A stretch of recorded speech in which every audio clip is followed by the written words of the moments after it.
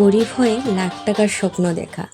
হ্যাঁ বন্ধুরা, এটা সত্যি কথা। গরিব মানুষের স্বপ্নটা অনেকটাই বড় থাকে।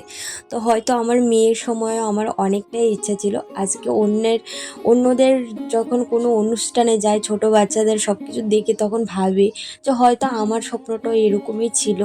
আমার স্বপ্নটাকেও আমি এইভাবেই হয়তো পালন করতে চেয়েছি, আমার মেয়ের সব কিছু হয়তো এইভাবে পালন করতে চেয়েছি।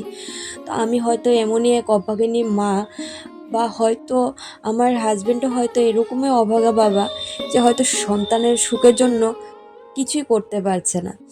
তো বাদ দাও বন্ধুরা, এসব কথা বলতে গেলে অনেকটাই। তো আজকে গিয়েছিলাম একটা অনুষ্ঠান বাড়িতে, সেটা হচ্ছে আমার বাড়িরই একই ঘরের লোক, হয়তো এখন আলাদা থাকি, হাড়ি আলাদা বাড়ি আলাদা। তো দেখো আমার দেওরের ছেলের আজকে মুখে ভাত, মানে অন্নপ্রাশন। তো অনেকে বলে রাইস সেরিমনি। তো সে যেটাই হোক, তো চলো এখানে আমি কিছু নেইনি, প্রথম প্ল্যান ছিল না যাব বলে। তো ভাবলাম, তারপর হঠাৎ প্ল্যান হলো যে না যাওয়া যাক, চলো যে গিয়ে আসি। কোথাও যেতে ভালো লাগে না জানো তো, তখন ভাবি যে না, এরকম এরকম ঘরে আমার মতন মেয়ে, আমার মেয়ে, আমার মেয়ে ওর কেন জন্মই বা হলো, আমি সেটাই বুঝতে পারলাম না। সব মা বাবার কাছে সব সন্তানরাই রাজকন্যা, কিন্তু আমার ঘরে এমনই আমার পরিস্থিতি। হয়তো আমার ঘরে জন্ম নেওয়াটা ওর হয়তো অভিশাপ, জানি না সেটা কি। তো দেখো চলে এসেছি তোমাদের সাথে কথা বলতে বলতে। ওর জন্য একটা ড্রেস নিয়েছিলাম, সামান্য আমার সামর্থ্য অনুযায়ী নিয়েছি। এখানে আমার ভাসুরজি হয়েছিল, ভাসুরের ঘরে মেয়েও হয়েছিল। তো ও মাত্র আতর কেটেছে, 1 মাস হয়েছে ওর, কিছুদিন হলো। তো দেখো এখানে আমি বলছিলাম ওর মুখের মধ্যে কি জানি একটা হয়েছে, আর ও হচ্ছে আমার দেওয়ারের ছেলে। তো তারই অন্নপ্রাশন আজকে। তো সবাই চলে যাবে মাতার বাড়িতে, তো তাদের সাথে একটু তাড়াতাড়ি করে দেখা করে তারপর চলে এসেছিলাম খেতে।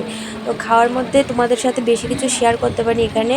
নুন, লেবু আর লঙ্কা, আর শেয়ার করেছি ভাতটা শেয়ার করেছি, আর একটা চাটনি করেছিল সেটাই শেয়ার করেছি। আরও অনেক কিছু রান্না হয়েছিল, মাছ মাংস সব কিছু রান্না হয়েছিল, চাটনি পায়েস সব কিছু হয়েছিল। তো সেগুলো আর শেয়ার করতে পারিনি, যেহেতু মামার কুলে ছিল তার জন্য। আর এখানে চলে যাব ভাবছিলাম, তখনই আমার ভাসুর এসে বলে যে না, মাম্মার পাপার জন্য দিয়ে দেবে, কারণ ও আসতে পারবে না, যেহেতু রাত অনেক হয়ে যায় দোকান থেকে আসার সময়, তো তার জন্য আটকিয়ে রেখেছে। তো ভাবলাম যে চলো তাহলে নিয়ে তারপরে বেরোনো যাক।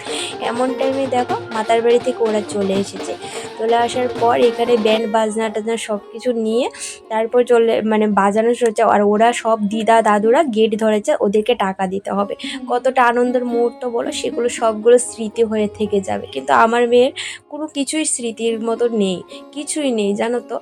তো এমনই ভাগ্য খারাপ যে অন্নপ্রাশনের সময় ওকে মাতার বাড়িতে নিয়ে মন্দিরে নিয়ে গিয়ে ভাত খাওয়ানো হয়েছিল, প্রসাদ মুখে দেওয়া হয়েছিল, সেই ফটোগুলো সবগুলো ডিলিট হয়ে গেছে। হয়তো ভগবান চায় না যে ওর কোনো স্মৃতি আমাদের কাছে থাকুক।